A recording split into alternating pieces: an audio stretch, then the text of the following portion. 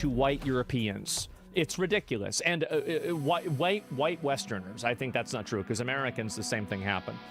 And so that's the big problem.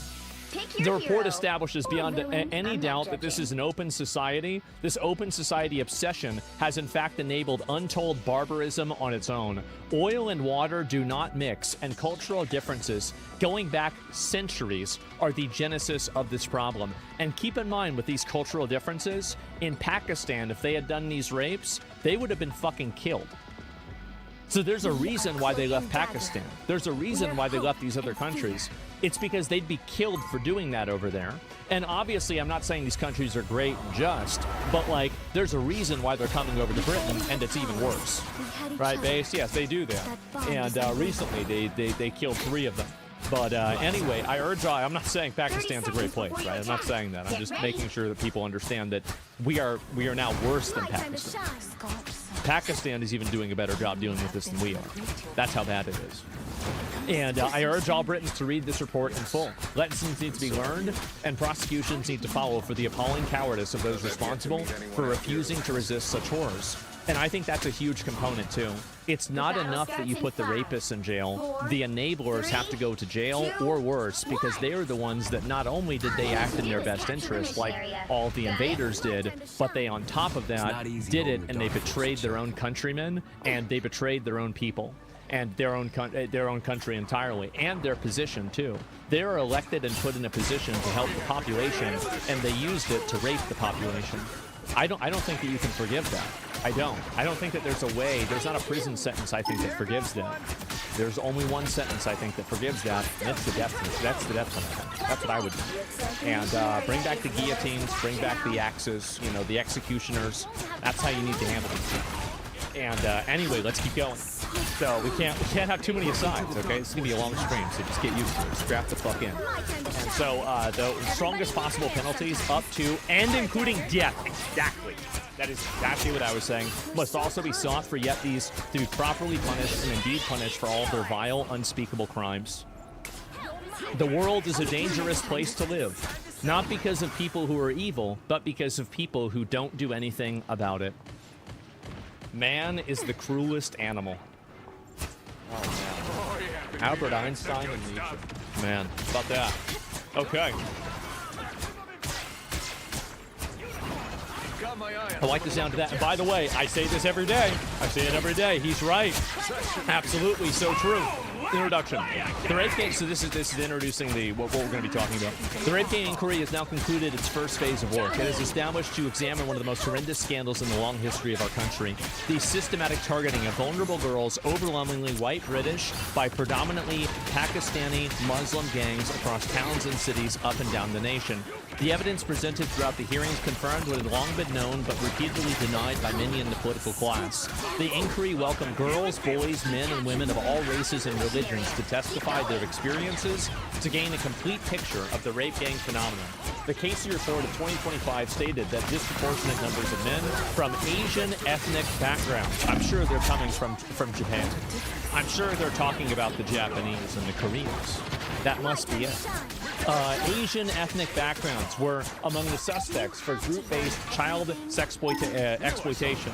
Baroness Casey quoted a local report showing that a significant proportion of those convicted were of Pakistani and/or Muslim heritage. The crimes stretch back generations. And this is, again, something that he said manifested in 1948, and then it was accelerated in 1997. That was in, earlier. The rape gang inquiry was necessary because the state and its intuitions have failed catastrophically over the decades. And what is this here? Can I find it? And police, social services, schools, the NHS, licensing authorities, and government have allowed these gangs to operate with impunity. And I think that's the main issue, too, is that not only have they allowed this to happen, but they knew it was happening and they just didn't want to look into it. There was a demonstrable lack of political will to confront them because they wanted the votes. That's the reason why nobody would call this out. It wasn't even because they were evil. It's because they were greedy. The Labour Party, but it's both. Don't get me wrong. The Labour Party initially refused the public inquiry altogether, only relenting under considerable pressure It will be many years before this inquiry is complete, and there's no guarantee that it will adequately address the politically sensitive ethno-religious nature of this phenomenon, despite now pushing for an inquiry in opposition when the government and the Conservative Party did very little. The rape gang inquiry was survivor-led, meaning that every day on the panel sat with Sammy Woodhouse, a survivor-turned-activist herself, alongside a variety of experts, attended whatever their specialist subject formed, and the focus of our efforts to get to the truth. We examined distinct areas of the scandal in turn so that a maximally full picture could be established. Parents and carers described their experiences. Instances of pregnancy, abortion, and children born of rape were laid bare. Whistleblowers who had previously ignored and gave evidence, who had previously been ignored, gave evidence. Policing and justice failures were documented. Social care, NHS, National Health Services, that's in Britain, that's their healthcare service. National Health Services, including, I think that's what it's called, right? Including sexual health and mental health, because imagine, I bet getting raped would fuck with your head, right? Imagine that. Education, taxi licensing, demographic trends, cultural and social issues, and ideological obstructions to justice were all scrutinized without restriction. Nothing was off the table. Misguided political correctness and cultural sensitivities played no part in the proceedings. The promise made to every donor was honored in full. The truth was pursued, and justice was our only objective. Survivors were finally given the platform that they had been denied for so long, and were central to the inquiry. The full scale and nature of the crimes can now be placed on the public record. The true horror of what took place is no longer hidden. Although the inquiry lacks statutory powers, and this is a huge component, and that's why Elon said that this is the tip of the iceberg. It's because the real problems and the real extent of this can only be seen from the internal documentation that they will not reveal to the public. And so this is the lowest of the low ball that it could possibly be. Although it lacks statutory powers, the response was overwhelming. Politicians, whistleblowers, experts, family members, and many others came forward. Those in a few prominent positions who declined to give their evidence did so knowing their refusal would be noted. This report sets out the findings and makes clear recommendations for how the problem of rape gangs can be eradicated. The country now knows the full truth. The country has been given the basis for justice. The country has the roadmap to ensure these crimes never happen again. Well, well, well. Oh boy.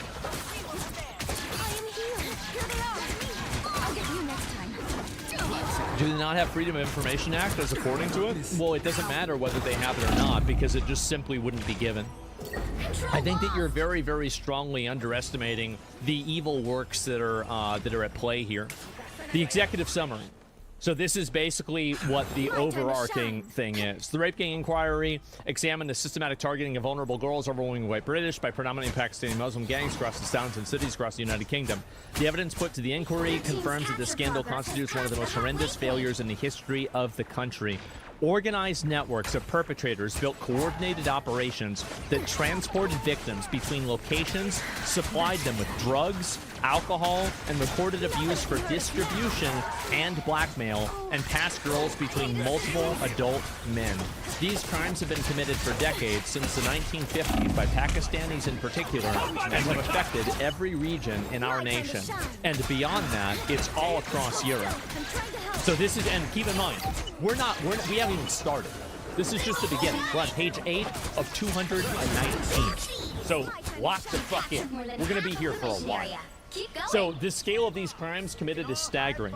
It was previously established that at the very least 250,000 white young girls were subjected to repeated rape, gang rape, trafficking, torture, pregnancy, forced Islamic conversion, and lifelong trauma. The true number is probably higher. The perpetrators bear primary responsibility, yet the institution's failure to enable them for decades must also be confronted. In court records and official, in my opinion, the institutions are the main problem. Are you going to go after the cookies or the cookie factory? Obviously, the answer is both, but focus on the cookie factory first.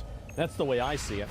The court records and the official inquiries, around 87% of those convicted in this group-based child sexual exploitation cases bore distinctively Muslim names. The vast majority of men involved in these gangs were not convicted. Dr. Taj Harji, an imam with the Oxford Islamic Congregation, believes the true proportion of gang members who are Muslims to be around 95%. This figure far exceeds the Muslim share of the overall United Kingdom population. The overwhelming majority of the rape gang networks consisted entirely of men from Muslim backgrounds, predominantly Pakistani heritage, although smaller groups from Somalia, Iran, Syria, Turkey, and other Muslim origins were also involved. I'm surprised there's not more from Africa, but I guess that's kind of a separate branch on the same tree. The inquiry heard harrowing testimony from the survivors and their families. The method used to groom children typically followed the same process. And this is how they got them locked in, right? This is what it was. Girls as young as 11 were initially befriended by a young Muslim man who treated the young child like an adult and would then start providing them with alcohol, drugs, and cigarettes. After a few months, the girls would then be collected from school gates, care homes, and streets and taxis. So they're literally getting spawn camped at a middle school, okay? That's what's happening. You have white British girls getting spawn camped at a middle school by, predominantly Pakistani rapists. This is bad. And anyway, let's see here if I find the other ones. And what is the other one? Okay, and sorry, I was reading something else. Yeah, what the actual fuck? Not a good thing to do. What's this here? They were taken to houses, flats, restaurants. Flats, by the way, are apartments, just in case anybody didn't know. Restaurants and hotels where they were raped repeatedly by groups of men, tortured, filmed for blackmail, and told they were white trash or kafar.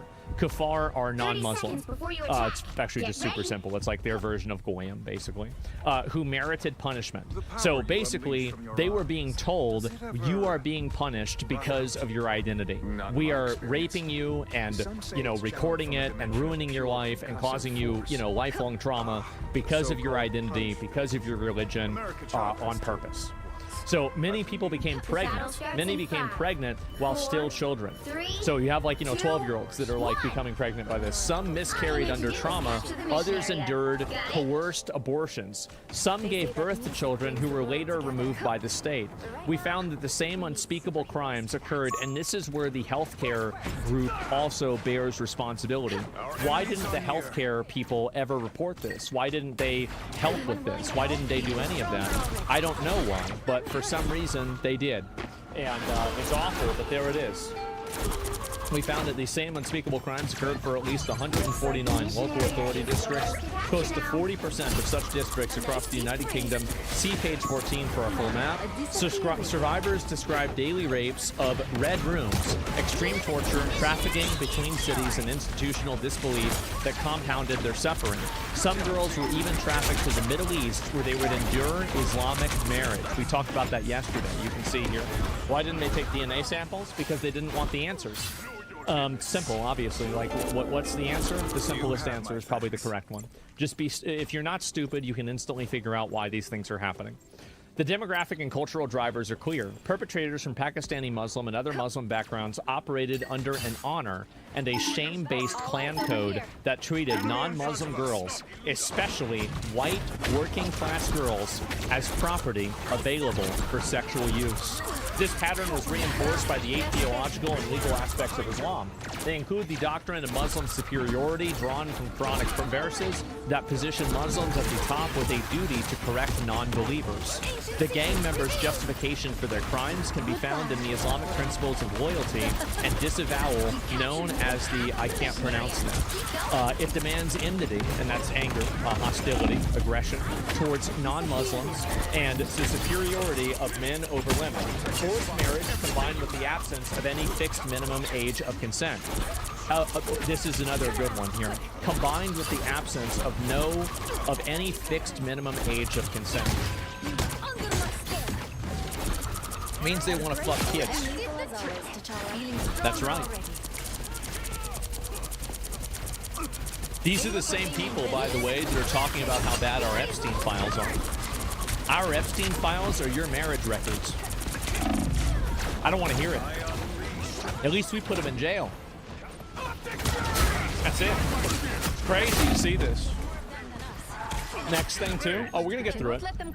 The perception of female sexuality as inherently dangerous, a system of sex slavery that authorizes sexual relations with non-Muslim captives, and religiously sanctioned social hierarchy that subjugates conquered non-Muslims.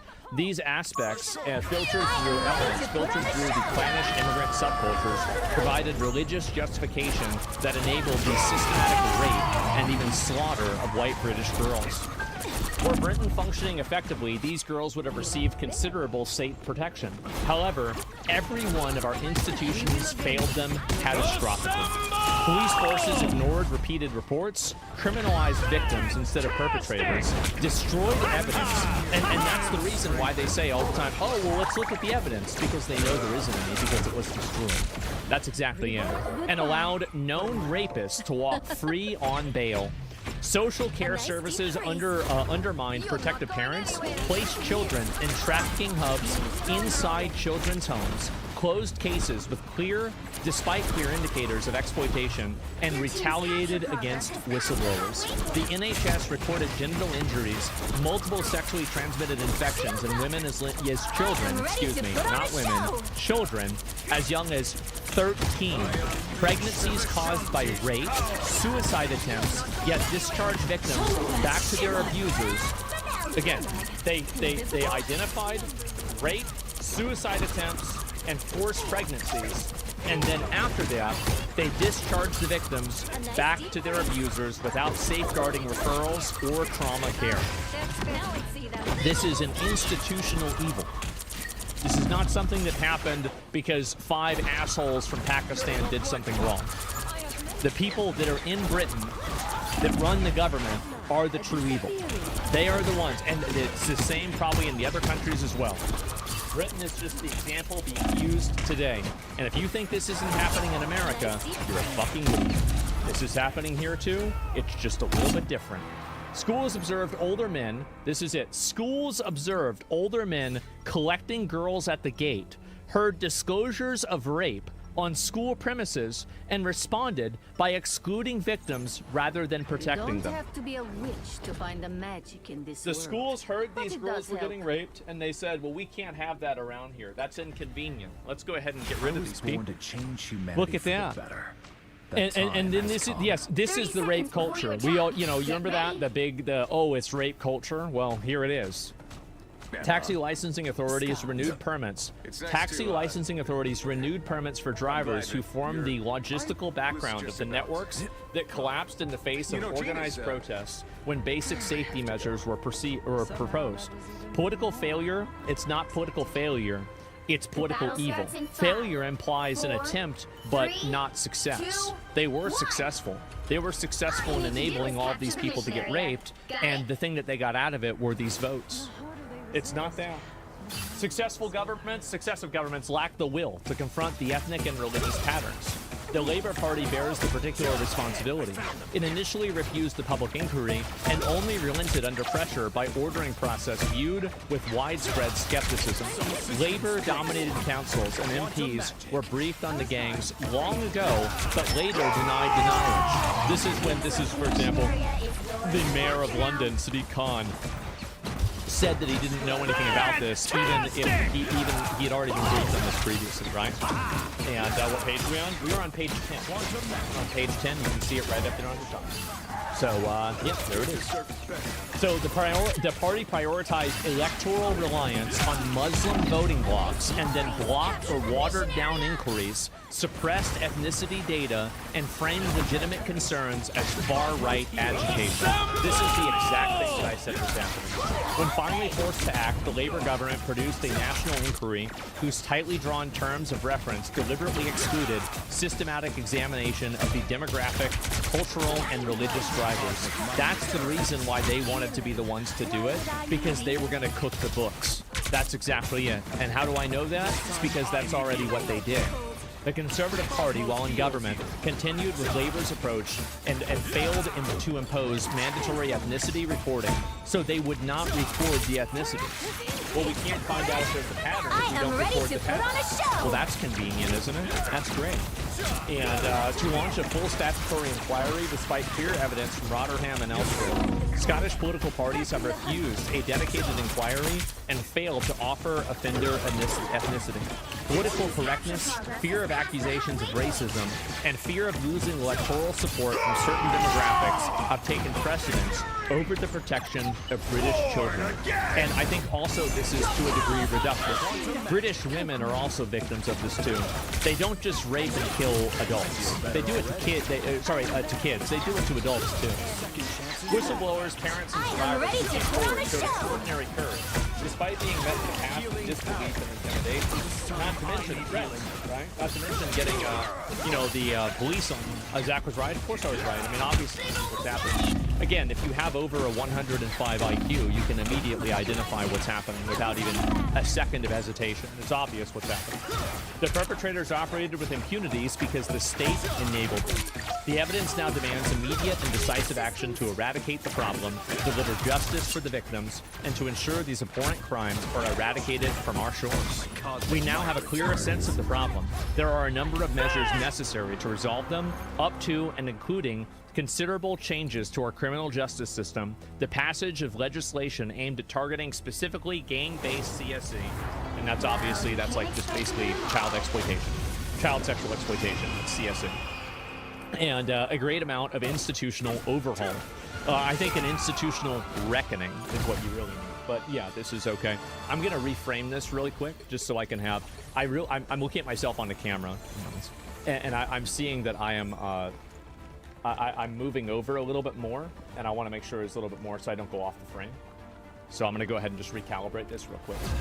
Let me see here. Okay, yeah. Our detailed list of recommendations includes improved data recording on ethno-religious patterns among offenders, far stronger sentencing, and a comprehensive deportation effort, institutional accountability measures, multi-agency coordination, specialist training, and enhanced safeguarding through greater family involvement, and closing the various gaps in British law through which so many victims fell through. Following the publication of this report, we intend to release the full witness testimonies, gather additional survivor accounts, identify those responsible in Parliament, and begin civil and private legal actions to ensure maximal accountability.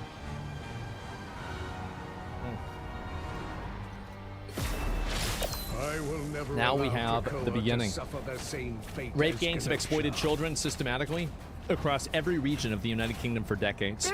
The independent chair of the Center of Excellence for Children's Care and Protection, Alexis Jay, has identified the 1970s as the decade where immigrant rape gangs first began tormenting the girls of Britain. However, the British Newspaper Archive reveals the first recorded case of a specifically Pakistani rape gang dates back to 1955, when 4 Bradford-based Pakistanis were charged for raping a 15-year-old girl from Middlesbrough. This was soon after former colonial subjects from the subcontinent, such as much as the Caribbean, became eligible to enter the United Kingdom in non-trivial numbers under the British Nationality Act of 1948. This is again more original sin resulting after Hitler, after World War II, because World War II ended in 1945. This is 3 years later.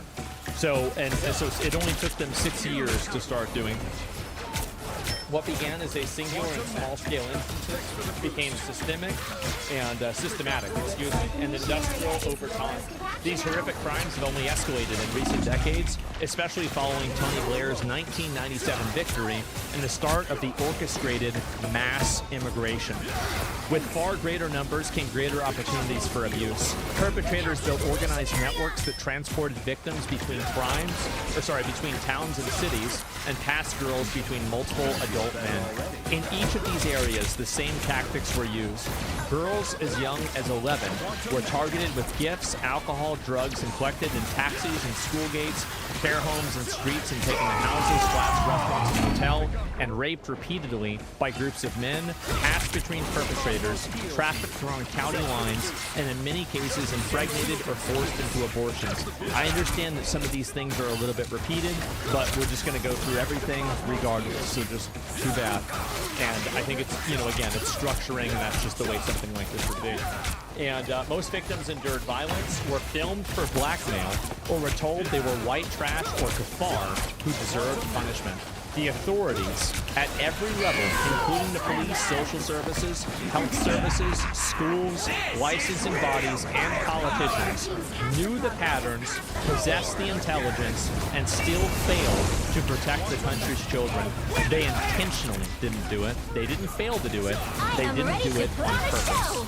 The evidence establishes that a national scandal of repeated rape, trafficking, torture, and pregnancy, forced Islamic conversion, and lifelong trauma enabled by institutional denial, political calculation, and the fear of the accusation of racism took place over decades.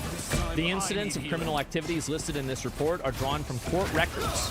So this isn't just bullshit. Court records, official and unofficial inquiries across the country, and witness testimony provided to the inquiry. They confirm that this was never a series of isolated local failures. It was a coordinated, nationwide pattern of organized child sexual exploitation that then repeated in town after town, city after city, from the far north to the south coast. The same ethnic and religious profile of the perpetrators was documented throughout almost all of the witnesses who contacted the inquiry. The scale of the rape gang phenomenon is endemic across the entirety of Britain. The 250,000 figure originates directly from a statement in the House of Lords by Lord Pearson of Rannoch in the 14th of May, 2019. Do the government accept that if we extrapolate nationally the J report on Rotherham and other reports on Telford and Oxford, there appear to have been an upwards of 250,000 white young girls raped in this country, very largely by Muslim men, usually several times a day for years. He added that this number is probably an underestimate, and I think that it's definitely wrong. It absolutely is. That's pretty bad, right? Holy shit. 250K is a whole big city? That's right.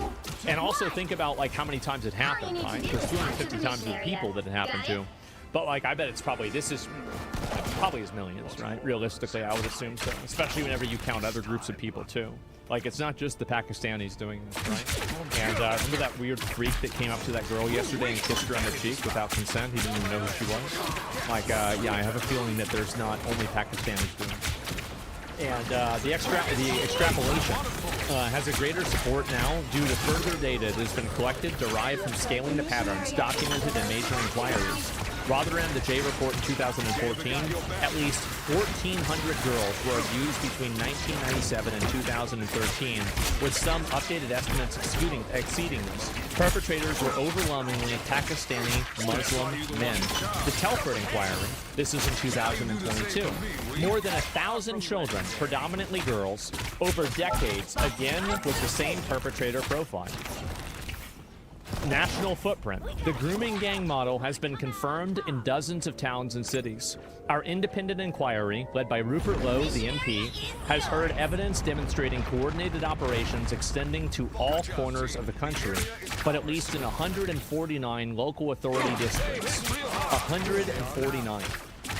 Oh my God.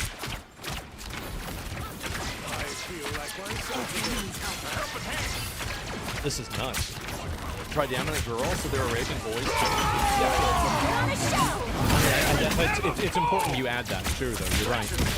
The Rotherham-Telford scale is applied across the documented national distribution and multiplied to the extreme underreporting factor accepted by the official reviews. The total reaches 250,000 as a bare minimum.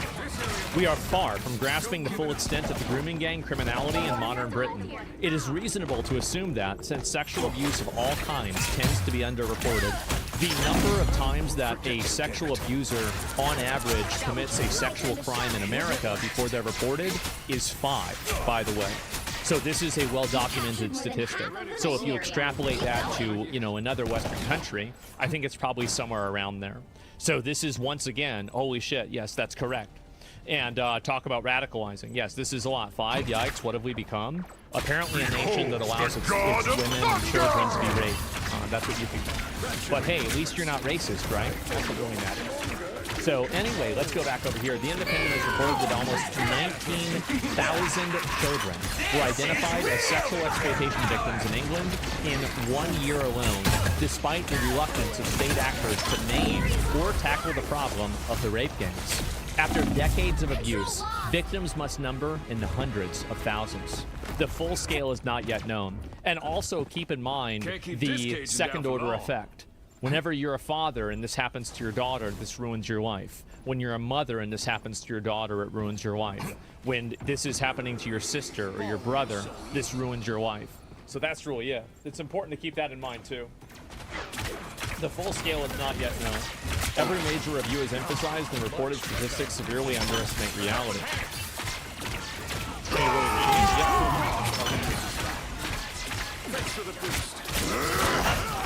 I feel if this happened to my sister, yeah, and then you'd be the one that was wrong, and then the person would be the victim. Baroness Casey National Audit on Group-Based Sexual Exploitation and Abuse. The audit explicitly states the scale, nature, and characteristics of the group-based sexual exploitation remain impossible to quantify precisely due to inconsistent data collection and historical suppression. Historical suppression. This is them trying to hide how bad it really is. That's it. Independent inquiry into sexual abuse, IICSA, and multiple other local inquiries. It is simply not possible to know the scale because the ethnicity, group offending, and historical cases were routinely underreported or shelved to protect community cohesion. So that's right. They decided to hide and prevent this from being discussed because they didn't want people to make the community less cohesive. It was more important that the communities were not demonized than for people to not get raped. That's it. This is why they've been going after Elon. That's right. And they also go after me. That's why they make up all this bullshit about me, too. This is why they're always trying to get me and all this other shit. Because they don't want to hear this. They don't want to have people talking about this. You see someone threw a 3-year-old into a crocodile at a UK? Yeah, I did see that. I don't know really what the details are.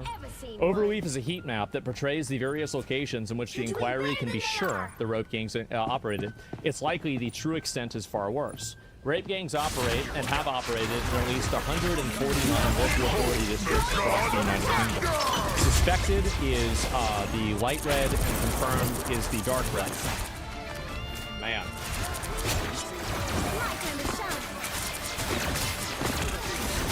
If this is cancer, just say it was stage 4. I'll tell you that. Not looking good at all.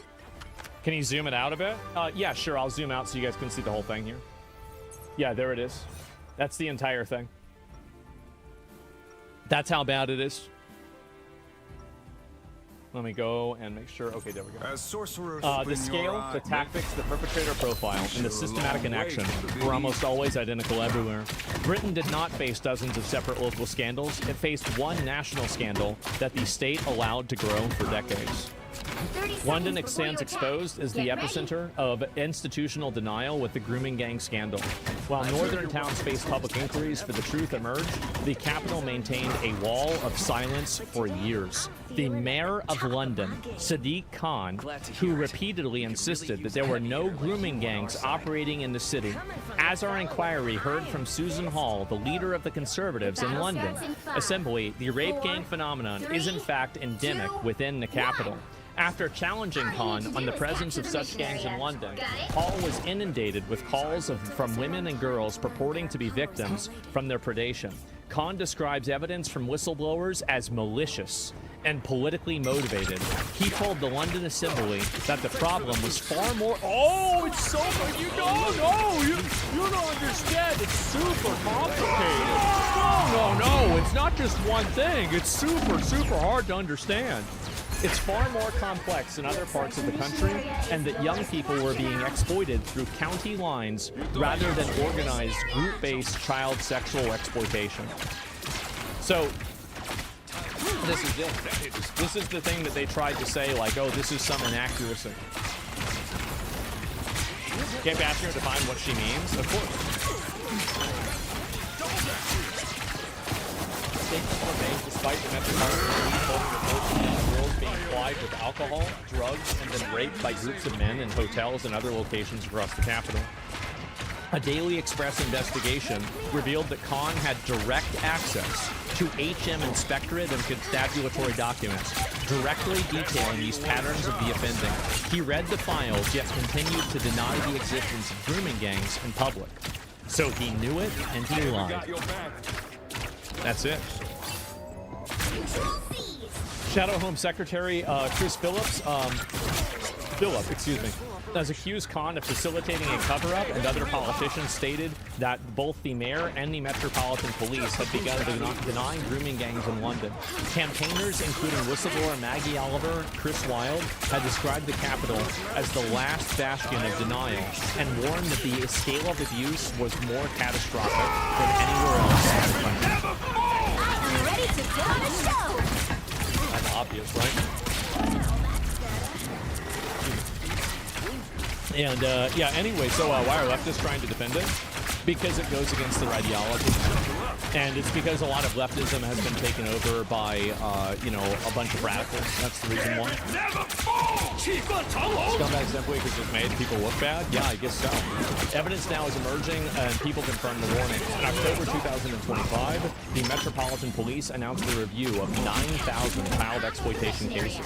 The National Crime Agency launched an Operation Beacon Court to examine thousands more files nationwide after initial assessments found human errors, missed lines of inquiry, and cases wrongly dropped. London forms a significant part of the backlog. A former Metropolitan Police detective has described the institutional scale of child prostitution and grooming in the capital, with authorities aware, but opting for inaction due to a mixture of incompetence, laziness, and corruption. That's it.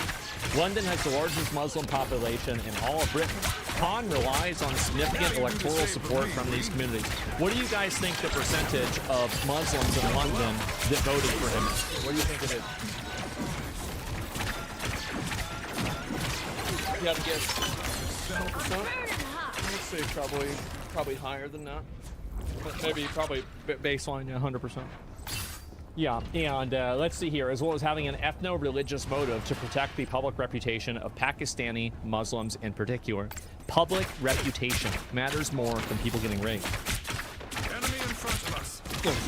Widespread acknowledgement of organized networks of predominantly Pakistani men targeting vulnerable white girls to shatter the narrative of community cohesion that successful London administrations, none more than Khan's, had promoted. As for others in authority, fear of being labeled racist paralyzed the Metropolitan Police and City Hall in the same way that it did with Rotherham and Rockdale before them. One anonymous whistleblower told us that boys as well as girls are an especially vulnerable target for criminal gangs, typically Albanian, Somali, or Turkish, operating in the capital. Yet the relevant bodies still refuse to collect data on ethnicity, willfully rendering themselves blind to the very behavioral patterns that are supposed to aid law enforcement in the pursuit of justice. Wow. Why? Because they're racist and they're okay with white girls getting raped. That's the reason why. It's obvious that's why. Everybody knows this.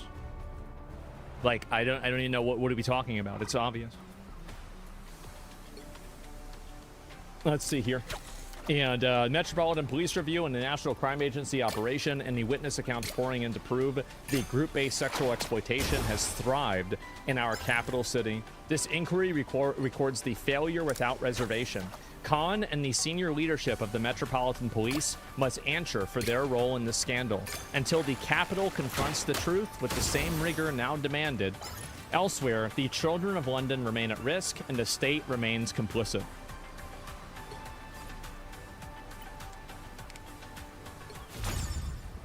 Oh boy. You guys ready? You think you are, but you're not. There are thousands of survivors who have provided evidence to our inquiry team. Below is a summary of some of the testimony provided by our brave witnesses who spoke at the inquiry hearings. Some of the witnesses have remained anonymous for their own safety. The first one is Chloe. Throughout her early childhood, Chloe was popular in school, performed well academically, and enjoyed an active social life. Although her parents separated when she was young, she describes her early upbringings as relatively stable. Following the separation, full custody of Chloe and her older brother was awarded to their father despite his alcoholism. Her mother, on the other hand, was often absent from her life and became homeless following the separation. Chloe recalls a genuine, and by the way, her mom is homeless. Meanwhile, there are migrants living in hotels. Isn't that crazy? What are the odds of that?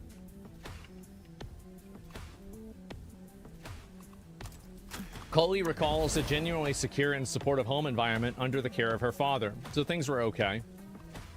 However, following his sudden death, just before her 10th birthday, she moved in with her mother and her mother's new husband, a man she describes as a pedophile, by whom she was sexually abused. Chloe's mother caught her husband assaulting Chloe on many occasions, but did little to stop it. On one occasion, Chloe's mother caught her husband in the shower with Chloe, and instead of intervening, she closed the door and walked out. At this time, Chloe was 10 years old. The abuse soon escalated to rape. Chloe's stepfather supplied her with alcohol and cigarettes to keep her quiet, and she began smoking cannabis. Around the same time, Chloe started truanting and spending time in the local town center with a friend unsupervised. She describes groups of Muslim men, primarily Pakistanis, aged 20 to 50, showing them attention, including wolf whistling and buying them alcohol. Many were taxi drivers who would take the girls into their cars and drive them around the town. At this stage, there was no sexual abuse, although the men's behavior was clearly inappropriate. Chloe and her friend in the final year of primary school. This is, again, these are elementary school girls, okay? Like you're talking about like 5th graders, right? I guess maybe, yeah, 5th graders or 6th graders, depending on where you're at. Yes. I'm talking a lot, so I'm not usually talking so much. Even for how much I usually talk, this is a lot. And yeah, anyway. Chloe and her friend, primary years, enjoyed being treated like adults. Yeah, of course, right? Because they're 10 years old. I mean, like, obviously, they felt like they were on top of the world. They were super important. You had these guys who were really nice to them. I think this makes sense, right? The grooming soon intensified. The provision of alcohol and takeaways was accompanied by emotional manipulation, with the men, many of whom were related to one another, presenting themselves as sympathetic friends to Chloe. Chloe describes this process as them mapping out, are you a vulnerable person? Physical contact, including kisses and massages, became increasingly common. Meanwhile, the abuse by her stepfather at home worsened, and her mother was all but absent as a guardian. At this time, Chloe had an aunt and uncle who lived nearby, and she often sought refuge with them. She spent holidays with them during her earlier childhood and felt that she could trust them. On one occasion, she had visited them while truanting before returning home and spending the day where her mother and stepfather were at work. To Chloe's surprise, her uncle arrived at her house unannounced an hour later, and she invited him inside. After a brief conversation, Chloe's uncle sexually assaulted her. Chloe resisted, he relented, and left.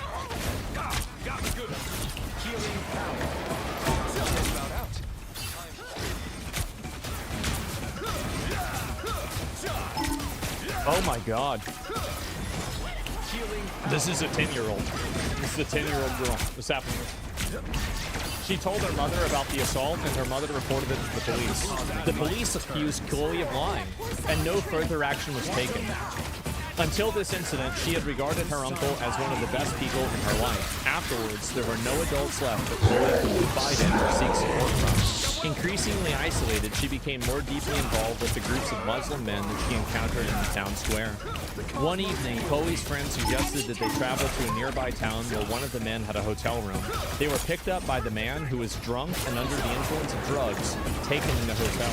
When they arrived, the hotel staff saw them but did not intervene. In the room, the girls were giving potent strain of cannabis, which left Chloe, then 11 years old, absolutely smashed. Chloe's friend was taken into another room by a group of men, and Chloe was groped by the man who remained. She resisted, and he hit her. The man did not attempt to sexually assault her again, and instead threw the girls, both of whom were still intoxicated, out of the hotel and refused to drive them back to their hometown. They were forced to walk back home. It was around midnight.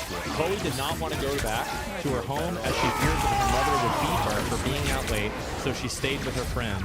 In the early hours of the morning, Chloe was collected from her friend's house by the police after her mother reported her missing.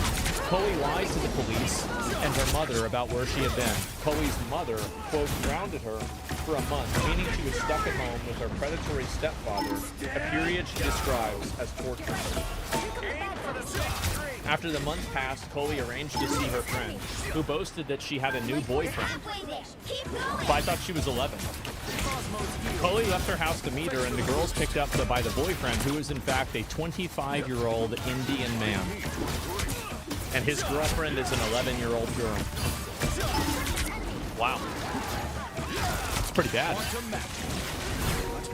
Initially, Chloe thought the man was nice, posher than other men that she had met in town center. That means that he's like more, you know, like a sophisticated, I guess. Right? He took Chloe and her friend to a shop where he purchased a bottle of vodka before returning. Before picking up one of his friends and taking the girls to a secluded location. During the journey, the men began pressuring the girls for sex. Chloe, and they're 11, keep in mind, they're 11 years old. Chloe refused, stating that she was on her period, but the men replied that it did not matter. Night was falling, and when they arrived, the boyfriend took Chloe's friend out of the car, leaving Chloe alone with the other man. He proceeded to rape her on the back seats. The incident took place in 2003. In 2022, Chloe took the two men to court, but neither were found guilty. From this moment, Chloe's life spiraled. At 12 years old, she began drinking heavily, smoking large amounts of cannabis, and taking harder drugs, including ecstasy and anything else to block it out of her mind. She would drink before school just to get through the day. She's 12. Her attendance dropped significantly. She and her friend would spend school hours in the town center walking around until someone picked them up in a car, somebody bought them alcohol, or somebody gave them drugs. There were times when Chloe would be missing for up to 3 days, during which time she was passed between taxis, drugged, abused, and raped. In every case, the perpetrators were Muslims, primarily Pakistani. On one occasion, Chloe was abducted by an abuser who was driving drunk and taken to a graveyard. He gave Chloe, still 12 years old, whiskey before forcing himself on her and raping her. He withdrew before ejaculation and forced the empty whiskey bottle into Chloe's vagina, where it shattered. Chloe admitted herself to A&E. I guess I'm assuming that's like probably some sort of emergency room. But no questions were asked about how she had sustained such an injury. She was examined. The glass was removed from, by the way, her vagina, where it was inserted forcibly by an adult man when she was 12 years old. You have to make sure that we understand that. That's what happened. That's what happened. It's right here. Pay attention. Pay attention. Write this down. Remember it. There's still so much She was examined, the glass was removed, and she was discharged. Chloe was questioned by police due to her absence on a number of occasions. Each time, she was asked where she had been, who she had been with, and what she had been doing. She replied that she had been having sex with adult males in cars. Rather than opening an investigation and pursuing her abusers, the police dismissed Chloe as a prostitute. She's 12, by the way. They asked her whether she was consenting to the sexual activity. Was the 12-year-old consenting? Oh, okay. That's a good question. Definitely.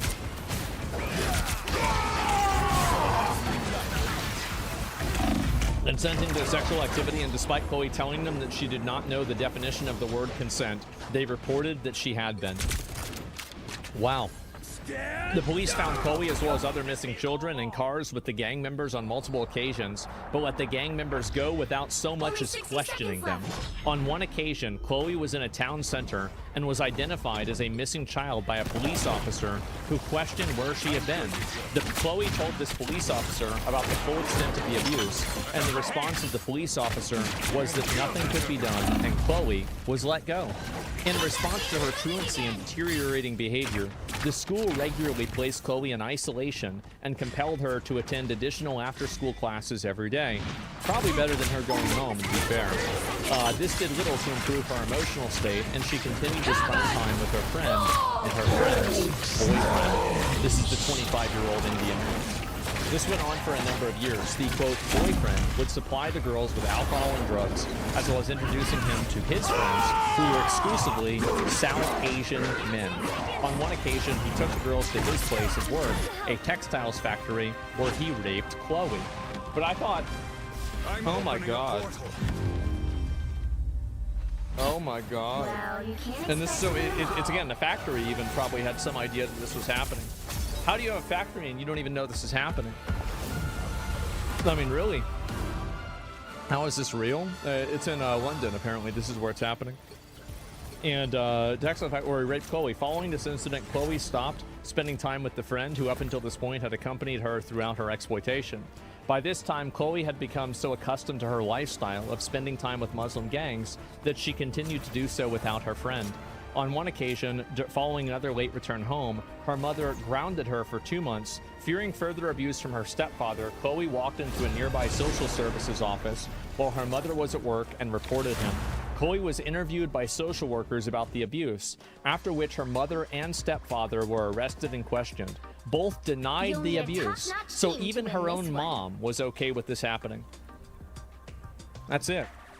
Both were denied the abuse was taking place and were released without charge. Chloe made further appeals to social services and eventually was removed from the house and placed in foster care.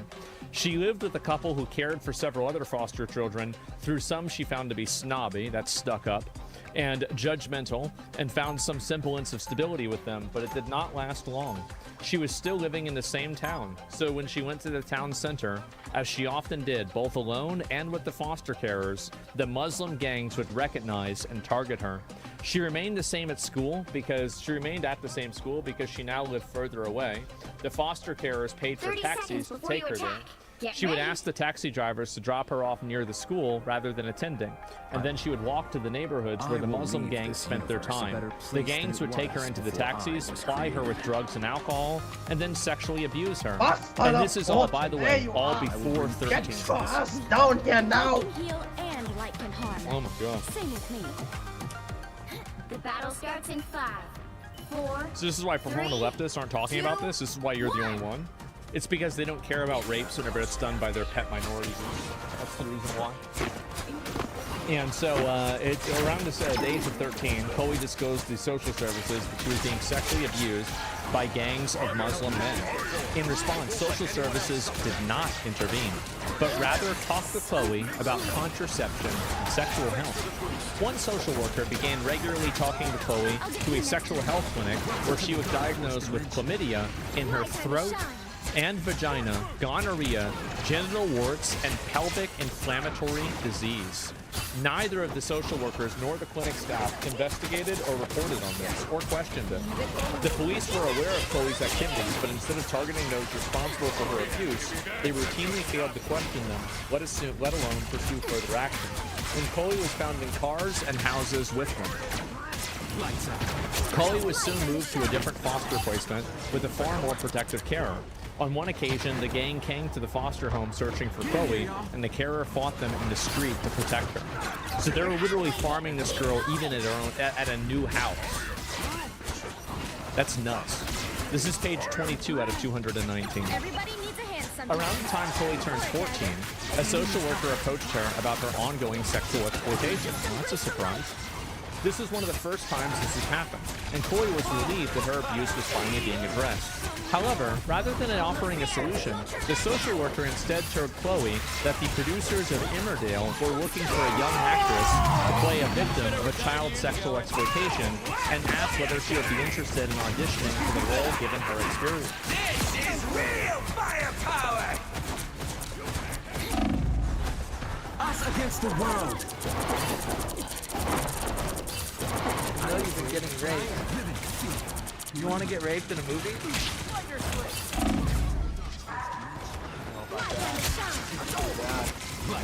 Yeah, that's pretty fucking bad. Spider-Man! That's sick. Yep, that's right.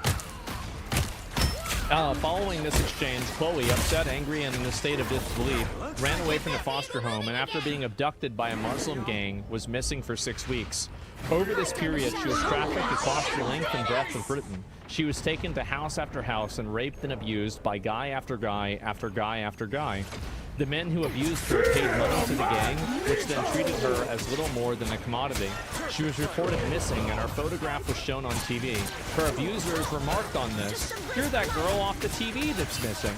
But her whereabouts were never reported to the police. Chloe describes a cycle of grooming, rape, and drug abuse, and alcohol abuse. This went on until eventually she was located by the police. When the police found her, she was in a car with a South Asian Muslim man. The man was let go without charge, and she was returned to her mother's house.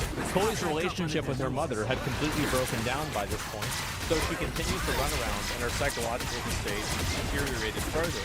Following another period of grooming and sexual exploitation by a Muslim gang, Chloe was taken into police custody and transported to a secure unit at a children's home. She describes the home as being like a prison. Every aspect of her life was controlled and surveyed, and she was routinely subjected to bodily examinations, including full cavity searches. What the fuck? Chloe found the experience highly traumatic. She remained there for 9 months, by which time she was almost 15. So keep in mind, this entire story and everything, this is her being 15 years old, or before 15. That's right. This is like, yeah, it starts at 10, and now we're at 15. 5-year span. And it's not over. She remained there for 9 months, during which time she was almost 15. Social services determined that she was well enough to be released, and she was placed in foster care, not far from where she had been living before.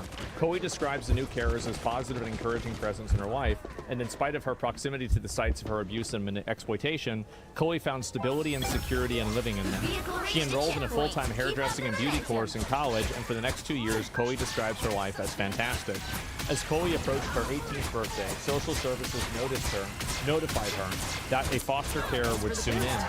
They identified a house for her, and after parting ways with her and her carer, she moved in and got a retail job to support herself. Despite having little experience taking care of herself, Chloe's life remained generally stable throughout this period. Eventually, Chloe re-established contact with the friend who had been abused as a young child. That's the one with the 25-year-old boyfriend. She invited her over to her house, and when she arrived, she was accompanied by a group of Muslim men, all of who remembered Chloe from past abuse. Don't mess with the amazing Spider-Man! Guess what happens next? Immediately, Chloe's life was thrown back into chaos. The men refused to leave, and in Chloe's words, it was no longer my quiet little house, it was their house. They smashed windows, kicked in doors, left the house in an absolute wreck, and sexually abused Chloe. One of the men, a previous abuser, pinned her down, pulled his trousers down, and sat on her face, orally raping her on her own sofa as the rest of the gang watched. Yep. Why'd she let him in? Because she's like an 18-year-old girl and she can't really stop them. That's the reason why. Yeah, there's no way to there's no way to do that. I mean, you can't stop any of that. You can't do anything. I mean, it's just what's gonna happen, right? And there's no way to solve it at all. 18, yeah, a friend was in on it. I think the friend was probably being compelled to do it. I think that's what happened, right? I mean, these guys are manipulative, they're violent, they're aggressive, and so obviously she's going to do what they say because she doesn't want to get hurt. That's the reason why. If they have the power, yeah, exactly. Chloe returned to drugs, alcohol, to coke. She was still working on retail. Her ability to work was rapidly declining. No way. During one shift, one of her colleagues that she was friends with jokingly pinched her bottom. Chloe, traumatized from years of abuse, punched him in the face in the middle of a shop. She was brought before management and tried to argue her case, but was fired. She left with no income. Chloe spiraled forward. The Muslim gang was still occupying her house. And this is what I was saying before about how, like, these are not socioeconomic factors. These are just people that are bad actors. That's it. That's all they're doing. Just bad actors. And so, like, yeah, you're not gonna help these people by giving them money. They're just awful. So the Muslim gang was still occupying her house. There was nowhere to go and no ability to remove them. She remained there with them. They routinely drugged, abused, and raped her, including with objects including soft drink cans, keys, and a baseball bat. Before long, they started to pay her bills to consolidate their presence in her home. On a number of occasions, they brought young children into Chloe's house to abuse them. Chloe recalls a number of occasions when boys under the age of 18 from the Muslim community were pressured and bullied by their older friends and relatives into raping her. Don't mess with the amazing Spider-Man! On a number of occasions, they brought young children into Chloe's house to abuse them. Chloe recalls a number of occasions when boys under the age of 18 from the Muslim community were pressured and bullied by their older friends and relatives into raping her. Rite of passage. Yep. Chloe was forced to commit crimes, including insurance fraud and the holding of drugs. On one occasion, she contacted the police to report an assault that was taking place in her house, and when they arrived, Chloe was threatened with arrest rather than the gang members, as the property was registered in her name.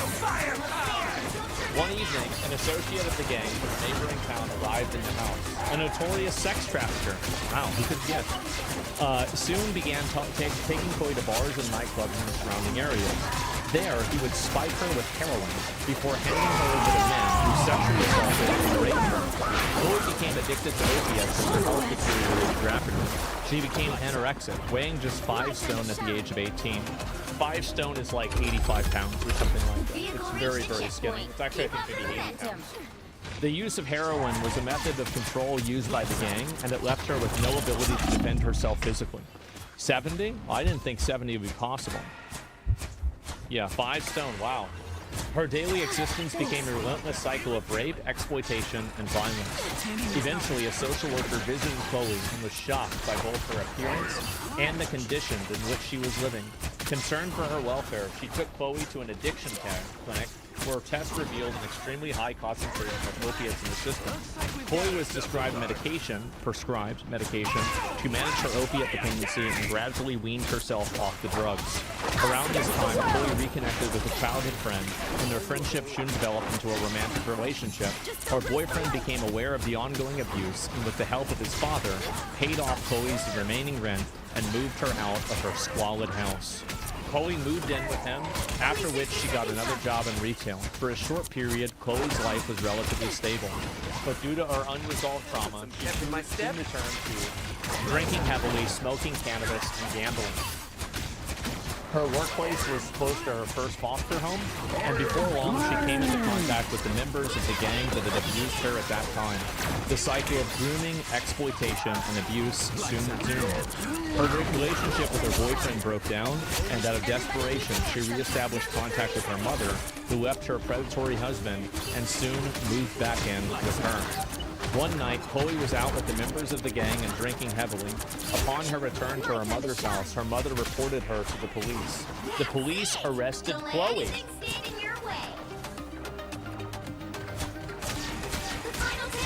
Of course they arrested Chloe. Duh. Absolutely. Yeah, that makes perfect sense. Yeah, while she was changing into her pajamas, and she was taken to the police station drunk and half naked. So even and they did this to a girl that's been a repeated victim of sexual assault ever since she was 10 years old. So the police are basically doing the same thing that the gangs were doing.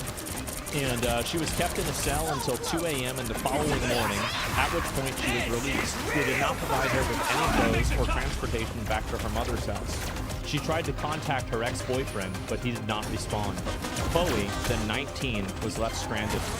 She wandered around the neighborhood for several hours before encountering a gang member who had previously abused her. Cold and desperate, she got into his car, and the following weeks was trafficked across the country. Oh my god. Oh my god. Pentagram of Parama. Oh wow. Well, you can't expect to win them all. Eventually, Chloe found a new house to move into. Despite their dysfunctional relationship, her mother agreed to sign the rental agreement as Chloe's guarantor, as Chloe then, without income, knew that she would not be able to afford the rent. After she moved in, she became aware of the fact that she was the only white British person in her neighborhood. Every other resident was South Asian. As a result, the gangs discovered where she was living and once again treated her house as if it was their own. The cycle of abuse continued, and Chloe's emotional state deteriorated significantly. Chloe was taken to the hospital after a suicide attempt, and while there, she discovered that she was pregnant. The father of the child, a Pakistani Muslim illegal migrant. Wow. Who could have guessed? Moved into Chloe's home. Chloe was then subsequently coerced into converting to Islam and forced into marriage, both to legitimize the pregnancy in the eyes of her abuser and to assist him in securing a visa. Wow. Chloe's behavior became tightly controlled. She was forced to wear a hijab. She was prohibited from looking out the windows of her home. And if she misbehaved in the eyes of her husband, he would beat her black and blue, something that happened coincidentally every day. Well, that's why she's got the thing on, so people can't see it. Chloe's child was born with multiple health problems, including a defective kidney, due to the deteriorated condition of Chloe's womb as a result of sexual abuse. Nevertheless, becoming a mother gave Chloe a renewed determination to get her life back on track. She reported the father of her child to the police after he assaulted the child. My time to shine. Yet you've got a vibrating force stockpiled in that space palace of yours, no? Indeed. But even that After is not he as assaulted precious the as a child. single leaf of the heart-shaped Wow. orb. Must be some. That's not good.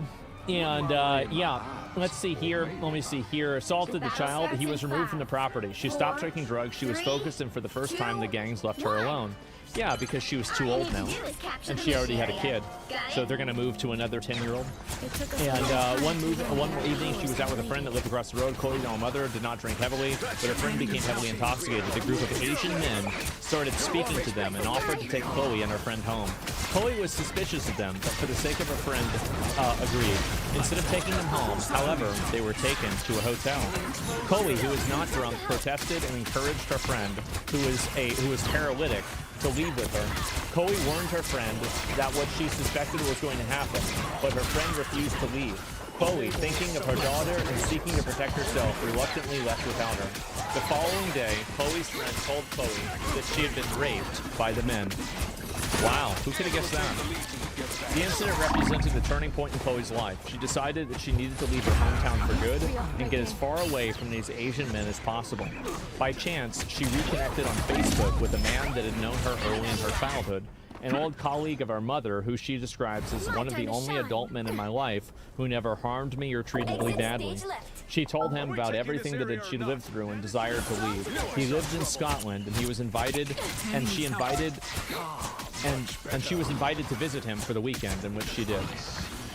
After returning home, she sought the aid from Women's Aid, who managed to secure her a property in Scotland. With nothing but her daughter and her small bag, she left the hometown, leaving a lifetime of abuse and exploitation behind, and moved to Scotland, where she resides to this day. Chloe personally knows at least 20 other girls from her area that were predated on by the, basically preyed on by Muslim gangs who abused her. The pattern was always the same: grooming, drugging, trafficking, abuse, and rape. Further, Chloe described being taken into mosques where imams would describe non-Muslims as infidels and preach that white women who dressed inappropriately were, quote, free game. Chloe believes that her local police, social services, NHS, and government were all fully aware of what was happening, including the radicalized nature of the crime, but they did not intervene for two reasons. Number one, because they could not be bothered with the paperwork, and number two, because they did not want to be seen as racist. Chloe blames these bodies for their major push for diversity for her abuse. Chloe says that if I can save just one more child or boy from going through any of this, then I've done my job. Do you know how many men abused you over the period, if you had to guess? Chloe says hundreds, hundreds, and hundreds.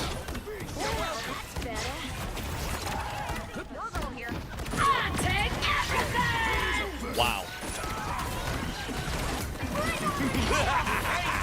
Holy shit. All right, well, that's the first one. Yep, there it is. Okay, surely there's no there's no way this happened again, right? I mean, there's no way. Fiona grew up in a highly abusive household marked by domestic violence, severe emotional abuse, and repeated suicide attempts by her mother, which Fiona witnessed. Despite exceptional academic ability, she developed serious mental health difficulties, self-harm behaviors, and suicidal ideation from a young age. And after escalating abuse and failed disclosures, Fiona entered care at the age of 13. She was placed in a children's home that had already been identified as a high risk for sexual exploitation in a television documentary prior to her arrival. Why wouldn't you turn it off? Yeah, why wouldn't you just turn it off? I don't even get it. Oh my god. Inadequate supervision meant she was missing repeatedly. At 13, she was groomed by adult Pakistani men, who she estimates were between the ages of 24 and 45. She's 13, by the way. Grooming began with affection and alcohol, quickly progressing to rape, drug dependency, threats, and trafficking. Care staff negligence was extreme. Abusers would sit in cars waiting outside for the girls, openly converse with the staff, and even phone the home to inquire about them. One home worker told Fiona's mother that her boss had described the men in the car's registration plates as above her pay grade, warning that she would lose her job if she did so. Fiona believes that the staff were aware of what was happening, but felt powerless to stop it rather than actively complicit. Nevertheless, the child's home received more than $5,000 a week to care for her and failed miserably. Fiona suspects the management avoided proper investigation for fear of being labeled as racist. Only the police took any formal action, issuing harboring notices to the men. Official warnings stating they had no permission to associate with, contact, or house a vulnerable child. However, no further action followed. When Fiona's mother called the police to report her daughter missing and mentioned a history of abuse by Asian men, the call handler told her, "You can't describe them as Asian men because that's racist. You should be glad your child is being taught a different culture." On occasion, the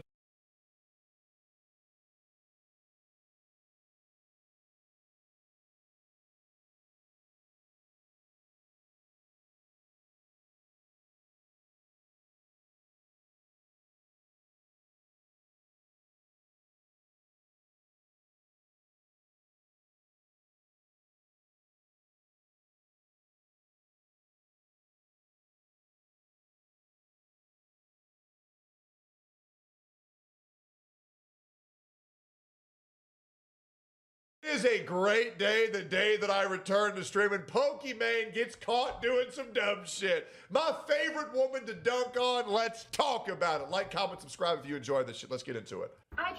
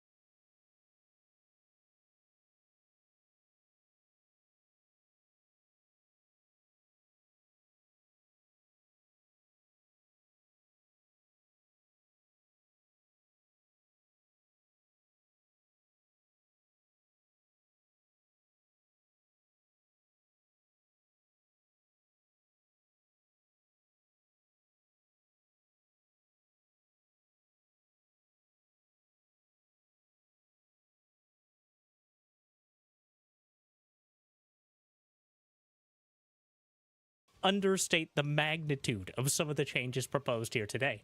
This is an update to the balance patch, or the proposed balance patch, from a few weeks ago. The 8-worker start, the rework of Warp Gate, and a whole bunch of other changes. We're adjusting some major